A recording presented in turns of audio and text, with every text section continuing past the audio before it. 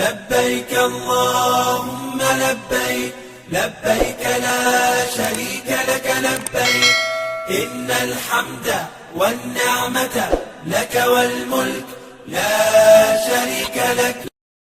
السلام عليكم ورحمة الله وبركاته. إن الحمد لله نحمده ونستعينه ونستغفره ونؤمن به ونتوكل عليه ونعوذ بالله من شرور أنفسنا ومن سيئات أعمالنا. من يهده الله فلا مضل له ومن يضلله فلا هادي له. ونشهد أن لا إله إلا الله وحده لا شريك له ونشهد أن محمدا عبده ورسوله. اللهم صل وسلم وبارك على سيدنا ونبينا ومولانا محمد وعلى آله الطيبين الطاهرين وصحابة الغر الميامين ومن تبعهم بإحسان إلى يوم الدين. أما بعد، فقد قال الله تعالى في القرآن الكريم الفرقان المجيد بعد أعوذ بالله من الشيطان الرجيم بفضل بسم الله الرحمن الرحيم. لن ينال الله لحومها ولا دماؤها ولكن يناله التقوى منكم. صدق الله العلي العظيم. وقال نبي الله صلى الله عليه وسلم: من وجد ساعة فلم يضحي فلا يقربن مصلانا، أو كما قال عليه الصلاة والسلام. رب اشرح لي صدري ويسر لي أمري واحلل عقدة من لساني يفقهوا قولي. سبحانك لا علم لنا إلا ما علمتنا إنك أنت العليم الحكيم. اللهم علمني في قلبي واهدني فيه. பசிக்கின்ற மனிதர்களுக்கு ருசிக்கின்ற உணவை கொடுத்து அதை கண்டு ரசிக்கின்ற ரப்புக்கு எல்லா புகழும். மக்கத்து ராஜாவாம் மதீனத்து ரோஜாவாம் எம்பெருமானார் முஹம்மது முஸ்தபா ஸல்லல்லாஹு அலைஹி வஸல்லம் அவர்களின் மீதும் அவர்களை அப்படியே பின்பற்றி வாழ்ந்த சஹாபாக்கள், தாபிஈன்கள், தபா தாபிஈன்கள், குறிப்பாக இந்த ஜும்மா நன்னாளில் கூடியிருக்கக்கூடிய நம் அனைவர்கள் மீதும் எல்லாமல்ல அல்லாஹ்வின் சாந்தியும் சமாதானமும் என்றென்று நீண்டு நிகழட்டுமாக. வாழும் காலம் வரை நிம்மதியாகவும் ஆரோக்கியமாகவும் வாழ தௌஃபீக் செய்வானாக. கடன் தொல்லைகளை விட்டும் அதனுடைய சிரமங்களை விட்டும் நம்மையும் நம் சமூகத்தையும் காத்தருள் புரிவானாக. நம் சமூகத்தில் ஏற்பட்டிருக்கக்கூடிய பிரச்சனைகளுக்கு நிரந்தரமான தீர்வுகளை தருவானாக. பலஸ்தீன மக்களுடைய ஈமானை போன்று நம்மளுடைய ஈமானையும் உறுதிப்படுத்துவானாக. வக்ஃப் சொத்துக்களை பறிக்க நினைப்பவர்களுக்கு ஹிதாயத்தை நசீபாக்குவானாக. ஆமீன். கண்ணியத்திற்கும் மரியாதைக்கு முறித்தான அல்லாஹ்வின் நல்லடியார்களே, நம்மை எதிர்நோக்கி வந்து கொண்டிருக்கிறது அரஃபா நோன்பும் தியாக திருநாளும். இந்த துல்ஹிஜ்ஜாவுடைய 9, 10, 11, 12 போன்ற நாட்கள் எல்லாம் மார்க்கத்தில் மிக முக்கியமான நாட்களாய் ஜொலித்துக் கொண்டிருக்கின்றன. இந்த நாட்களில் நாம் செய்ய வேண்டியது நோன்பு வைப்பதும் அதை ஒட்டி வருகின்ற தியாக திருநாளை அற்புதமாக கொண்டாடுவதும் தான். அதன் அடிப்படையில் அருமையானவர்களே, அரஃபாவுடைய தினத்தில், அரஃபாவுடைய நாளில், அரஃபா மைதானத்தில் இருக்கக்கூடிய ஹாஜிகளை தவிர்த்து மற்ற எல்லா முஃமின்களின் மீதும் முஸ்லிம்களின் மீதும் நோன்பு வைப்பது சுன்னத்தான காரியமாக இருக்கிறது. இந்த நாளில் நோன்பு வைப்பதை பற்றி தான் நபிகள் நாயகம் ஸல்லல்லாஹு அலைஹி வஸல்லம் அவரிடம் கேட்கப்பட்டது. அன்ன ரசூலுல்லாஹி ஸல்லல்லாஹு அலைஹி வஸல்லம் சுஇல அன் ஸௌமி யௌமி அரஃபா قال يكفر السنة الماضية والباقية. துல்ஹிஜ்ஜாவுடைய 9வது நாளில் வைக்கப்படும் அரஃபா நோன்பை பற்றி நாயகத்திடம் கேட்கப்பட்டது. சொன்னார்கள் நாயகம், அரஃபாவுடைய தினத்தில் நோன்பு வைப்பது கடந்து போன ஓராண்டிற்கும் வரவிருக்கின்ற ஓராண்டிற்கும் பகரமாய் அமைந்திருக்கிறது என்றார்கள் ஸல்லல்லாஹு அலைஹி வஸல்லம் அவர்கள். இவ்வளவு மகிமைகளையும் பெற்றுக்கொள்ள முடியும் நோன்பு வைப்பதின் மூலமாய். இது மட்டுமல்ல, இந்த நாளில் கையேந்தி கேட்கக்கூடிய எல்லா துஆக்களையும் அல்லாஹ் ரப்பல் ஆலமீன் அங்கீகரிக்கின்றான். இதை பற்றி நுஸ்கத்துல் மஜாலிஸ் என்ற கிதாபில் இப்படியும் எழுதியிருக்கிறார்கள். அரஃபாவுடைய தினத்தில் ஒரு அடியான் கேட்கக்கூடிய எல்லா தேவைகளும், அது உலகம் ரீதியான தேவையாக இருக்கட்டும், மறுமை ரீதியான தேவையாக இருக்கட்டும், எல்லா தேவைகளையும் நிறைவேற்றி தருகிறான் ரப்பல் ஆலமீன். எனவேதான் இந்த நாளுக்கென்றுள்ள சிறப்பம்சங்களை பெற்றுக்கொள்ள நாம் எல்லாம் நோன்பு வைக்க வேண்டும். இந்த நோன்பு சுன்னத்தான நோன்புதானே என்று பொதுபோக்காக இருந்துவிடக் கூடவே கூடாது. எனக்கு வியாபாரம் இருக்கிறது, தொழில்துறைகளில் நான் வேலை பார்க்கிறேன், காலையிலிருந்து இரவு வரை கடுமையான முறையில் உழைக்கிறேன், நோன்பு வைத்தால் மயக்கம் வந்துவிடும் என்று சொல்லுவதையெல்லாம் ஒதுக்கி வைத்துவிட்டு இந்த நாளை அழகாக பயன்படுத்திக் கொள்ள வேண்டும். ஏனென்று சொன்னால் சுன்னத்தான விடயங்களுக்கு ரப்பிடத்தில் உயர்ந்த இடம், உயர்ந்த தரஜா இருக்கிறது.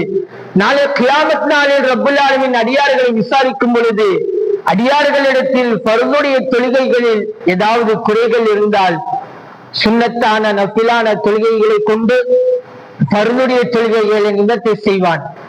இதுவே ஃபர்துடைய நோன்புகளில் ஏதாவது குறைகள் இருந்தால் சுன்னத்தான நஃபிலான நோன்புகளை கொண்டு ஃபர்துடைய நோன்புகளை நிவர்த்தி செய்வான் ரப்புல் ஆலமீன்.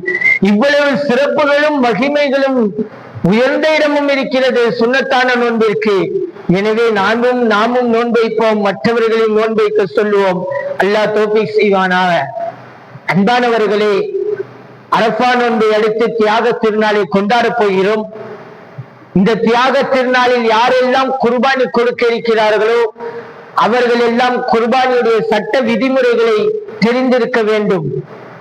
அதாவது குர்பானி யாரின் மீது கடமை, குர்பானை கொடுக்கும் பிராணி எந்த வயதை அடைந்திருக்க வேண்டும், எந்தெந்த பிராணிகளை எல்லாம் குர்பானி கொடுக்க கூடாது, குர்பானி பிராணிகளிடத்தில் எப்படி நடந்து கொள்ள வேண்டும், மற்றவர்களுக்காக குர்பானி கொடுக்கலாமா, குர்பானிக்கு பகரமாய் தான தர்மங்கள் செய்யலாமா, குர்பானி கடமையானவர்கள் என்ன செய்யக்கூடாது, எந்த நாட்களில் குர்பானியை நிறைவேற்றலாம், எந்த நாளில் நிறைவேற்றுவது சிறந்தது என்பதையெல்லாம் அறிந்திருப்பது கட்டாயம்.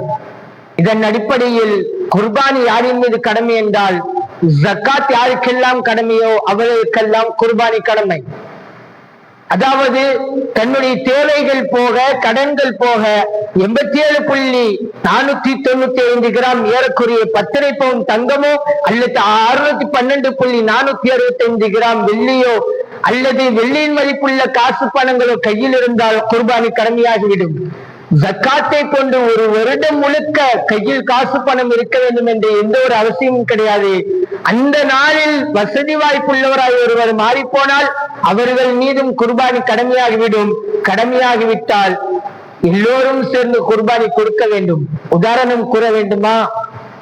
ஒரு வீட்டில் 7 பேர் இருக்கிறார்கள், 7 பேரும் வேலை செய்கிறார்கள், 7 பேரிடத்திலும் வெள்ளியின் மதிப்புள்ள காசு பணங்கள் கையில் இருக்கிறது என்று சொன்னால் இவர்கள் ஒவ்வொருவரும் தனித்தனியாய் குர்பானி கொடுக்க வேண்டும். ஒட்டுமொத்தமாக ஒரு குடும்பத்துக்கு ஒரு குர்பானி அல்ல மார்க்கம் சொல்லுவது. ஒவ்வொரு நபரும் கடமையான ஒவ்வொரு நபரும் குர்பானி கொடுக்க வேண்டும் என்பதைத்தான் மார்க்கம் விரும்புகிறது. அப்படி குர்பானி கொடுக்கவில்லை என்றால் மிகப்பெரிய எச்சரிக்கை இருக்கிறது. ஸல்லல்லாஹு அலைஹி வஸல்லம் அவர்கள் சொன்னார்கள், மன் வஜத சாஅத்தன் ஃபலம் யுஹி ஃபலா யக்ரபன்ன முஸல்லானா. யார் வசதி வாய்ப்பு இருந்தும் ஆடு கொடுக்க முடியும், மாட்டிலும் ஒட்டகத்திலும் சேர்ந்து பங்கு கொடுக்க முடியும், இப்படி எல்லாம் வசதி வாய்ப்புகள் இருந்தும் யார் குர்பானி கொடுக்கவில்லையோ அவர்கள் தொழுமிடத்திற்கு வர வேண்டாம், நம்முடைய ஈதுகாவிற்கு நெருங்க வேண்டாம் என்று மிகப்பெரிய அளவில் கடுமையான முறையில் எச்சரித்துள்ளார்கள் ஸல்லல்லாஹு அலைஹி வஸல்லம் அவர்கள். இதனாலதான் குர்பானி கடமையான அனைவர்கள் மீதும் குர்பானி கொடுப்பது கட்டாயமாக நிறைவேற்றியாக வேண்டும். அப்படி ஒருவர் குர்பானி கடமையை நிறைவேற்ற தயாராகிவிட்டால் மார்க்கம் சொல்லுகிற வயதை கவனித்து பிராணிகளை வாங்க வேண்டும். மார்க்கம் சொல்லுகிற வயது என்ன தெரியுமா?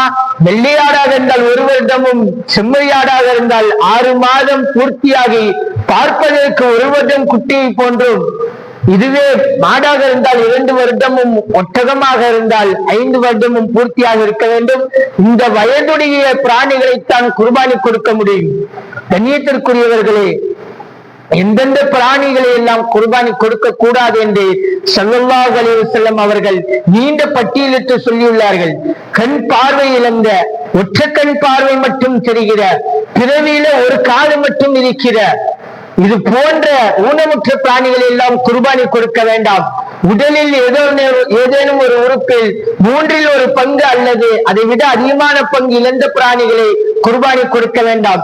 மெலிந்த பிராணிகள் வேண்டாம், பலகீனமான பிராணிகள் வேண்டாம், நோய்வாய்ப்பட்டுள்ள பிராணிகள் வேண்டாம், கொம்பு பிடுங்கப்பட்ட பிராணிகள் வேண்டாம், ஆணும் இல்லை பெண்ணும் இல்லை, இந்த 2க்கும் மத்தியில் இருக்கக்கூடிய பிராணிகள் வேண்டாம்.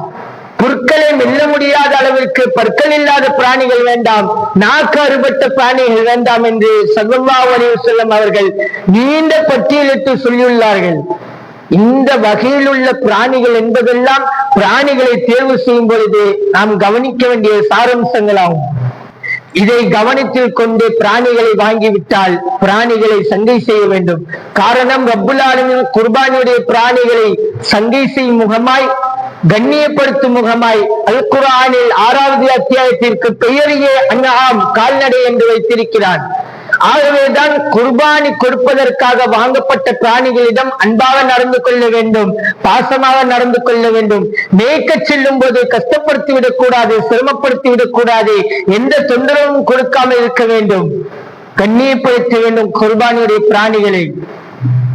அன்பிற்குரியவர்களே, இதை தொடர்ந்து கூட்டு குர்பானியில் சேர நினைப்பவர்கள் மாட்டிலும் ஒட்டகத்திலும் 7 பேர் சேர்ந்து தாராளமாக குர்பானி கொடுப்பது கூடும்.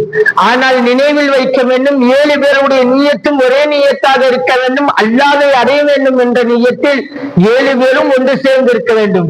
மாறாக ஒருவர் மட்டும் தவறான நியத்து வைத்து சேர்ந்து விட்டால் மீதி இருக்கக்கூடிய 6 பேருடைய குர்பானியும் கூடாமல் போய்விடும். இந்த கூட்டு குர்பானியே பாத்திலாகிவிடும்.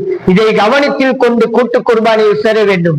அதே போல கடமையாக இருக்கக்கூடிய 5 நபர்கள் ஒரு மாட்டை வாங்கி இறைநேசருடைய பேரில் சேர்த்து 7 பங்குகள் ஆக்கி முழு மாட்டை குர்பானி கொடுத்தால் அந்த குர்பானியும் தாராளமாக கூடும். ஏனென்று சொன்னால் ஸல்லல்லாஹு அலைஹி வஸல்லம் அவர்கள் இந்த உம்மத்திற்காக நமக்காக குர்பானி கொடுத்திருக்கிறார்கள். சொன்னார்கள் நாயகம், கொம்புள்ள செம்மறியாடை கொண்டு வர சொல்லுங்கள். கொண்டு வந்த பிறகு படுக்க வைத்தார்கள். படுக்க வைத்த பிறகு அறுப்பதற்கு முன் பிஸ்மில்லாஹி அல்லாஹும்ம தக்கப்பல் மின் முஹம்மதின் வ ஆலி முஹம்மதின் வ மின் உம்மத்தி முஹம்மதின் ஸல்லல்லாஹு அலைஹி வஸல்லம், யா அல்லாஹ், உன்னுடைய பெயரை கொண்டு நான் ஆரம்பம் செய்கிறேன். இதை முஹம்மதிடத்திலிருந்தும் முஹம்மதுடைய குடும்பத்தார்களிடத்திலிருந்தும் முஹம்மதுடைய சமுதாயத்திடத்திலிருந்தும் நீ ஏற்றுக்கொள்வாயாக என்று சொல்லி அறுத்தார்கள் ஸல்லல்லாஹு அலைஹி வஸல்லம் அவர்கள். இதில் நமக்கு விளங்க வருவது, மற்றவர்களுக்காக குர்பானி கொடுப்பது தாராளமாக கூடும் என்பதுதான். இதையெல்லாம் விட்டு குர்பானியுடைய சில சிரமங்களையும் சில கஷ்டங்களையும் கவனத்தில் கொண்டு குர்பானிக்கு பகரமாய் தான தர்மங்கள் கொடுப்பது கூடுமா என்று கேட்டால் கூடவே கூடாது. குர்பானிக்கு நிகர் குர்பானி தான். தொழுகை, நோன்பு, ஜக்காத், ஹஜ் எப்படி தனி வணக்கமோ தனி இபாதத்தோ அதே போன்றுதான் குர்பானியும் தனி வணக்கம், தனி இபாதத். இப்படி எல்லாம் இருக்க ஹஜ் கடமையான ஒருவர் ஹஜ் செய்யாமல் அதனுடைய காசு பணங்களை தான தர்மங்கள் செய்தால் எப்படி ஹஜ் நிறைவேறாதோ அதே போன்றுதான் குர்பானி கடமையானவர்கள் அதனுடைய காசு பணங்களை தான தர்மங்கள் செய்தால் ஹஜ் குர்பானி நிறைவேறாது. ஏனென்றால் தான தர்மங்கள் என்பது எப்ப வேண்டுமானால் செய்து கொள்ளலாம். ஆனால் குர்பானி என்பது குறிப்பிட்ட நாட்களில் மட்டும்தான் கொடுக்க முடியும். இது மட்டுமா? ஹஸ்ரத் இப்ராஹிம் அலைஹிஸ்ஸலாம் அவர்களுடைய உச்சக்கட்ட தியாகத்தின் அடையாளமே குர்பானி தானே. இந்த குர்பானியை வெறுமென தான தர்மங்களினால் ஈடு செய்ய முடியவே முடியாது என்று சொல்லுவதற்கு காரணம் 2 தான். இப்ராஹிம் அலைஹிஸ்ஸலாம் அவர்களின் தியாகத்தை போற்றுவதற்காகவும் ரப்புல் ஆலமீனுடைய அடையாள சின்னங்களை மகத்துவப்படுத்துவதற்காகவும் தான் குர்பானிக்கு பகரமாய் தான தர்மங்கள் செய்ய முடியாது என்று சொல்கிறோம்.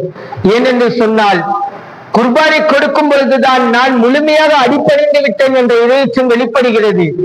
இறையச்சத்தை ரப்புல் ஆலமீன் எங்கு கண்காணிக்கிறான் என்றால் அல் குர்ஆனில் சூரா ஹஜ்ஜில் 37வது வசனத்தில் அல்லாஹ் கூறுகிறான், லை யனாலல்லாஹு லஹூமுஹா வலா திமாஉஹா வலாக்கி யனாலுஹு தக்வா மின்கும். இந்த பிராணிகளுடைய கரிகளோ ரத்தங்களோ அவனை அடைவதில்லை, மாறாக உங்களிடத்திலிருந்து எதை வெளிப்படுகிறதோ, எந்த இறையச்சம் வெளிப்படுகிறதோ அந்த இறையச்சம் தான் அவனை அடைகிறது என்று அல்லாஹ் கூறுகிறான். இந்த இறையச்சத்தை அல்லாஹ் எங்கு பார்க்கிறான் என்றால் நாம் குர்பானி கொடுக்கக்கூடிய அந்த நேரத்தில் தான் நம்முடைய இறையச்சம் எந்த இடத்தில் எந்த அந்தஸ்தில் இருக்கிறது என்று கண்காணிக்கிறான் ரப்புல் ஆலமீன். அதனாலதான் மீண்டும் மீண்டும் வலியுறுத்தி கூறுகிறோம், குர்பானியைத்தான் கொடுக்க வேண்டும், குர்பானிக்கு பகரமாய் தான தர்மங்கள் செய்துவிடக் கூடாது என்று. அல்லாஹ் விளங்க தௌஃபீக் செய்வானாக. இந்த குர்பானியுடைய சட்ட விதிமுறைகள் எல்லாம் தெரிந்த பிறகு குர்பானி கடமையை நிறைவேற்ற இருப்பவர்களுக்கு ஸல்லல்லாஹு அலைஹி வஸல்லம் அவர்கள் சொன்னார்கள், யாரின் மீது குர்பானி கொடுக்கப்படுகிறதோ அவர்கள் துல்ஹிஜ்ஜா பிறை தெரிந்ததிலிருந்து குர்பானி கொடுக்கும் வரை முடிகளையோ நகங்களை வெட்ட வேண்டாம் என்று சொன்னார்கள் ஸல்லல்லாஹு அலைஹி வஸல்லம் அவர்கள். கடைசியாய் குர்பானி கடமையை பிறை 10, 11, 12 சூரியன் மறையும் வரை எந்த நாட்களில் வேண்டுமானாலும் நிறைவேற்றலாம். ஆனால் சிறந்த செயல் பெருநாள் தொழுகை முடித்தவுடன் வந்து உடனடியாக நிறைவேற்றுவதுதான் சிறந்த செயலாக இருக்கிறது. எனவே எல்லாம் அல்ல அல்லாஹ் ரப்பல் ஆலமீன் வரக்கூடிய அரஃபா தினத்தில் நோன்பு வைத்து தேவைகள் எல்லாம் கேட்டு பெறுவதற்கு தௌஃபீக் செய்வானாக. குர்பானியுடைய சட்ட திட்டங்களை முழுமையாய் அறிந்து குர்பானி கொடுக்க நசீபாக்குவானாக. இந்த குர்பானியின் மூலமா இறையச்சத்தை அதிகப்படுத்துவானாக. வாஹிர் தஅவானா அனில் ஹம்துலில்லாஹி ரப்பில் ஆலமீன். அஸ்ஸலாமு அலைக்கும் வரஹ்மத்துல்லாஹி வபரகாத்துஹு.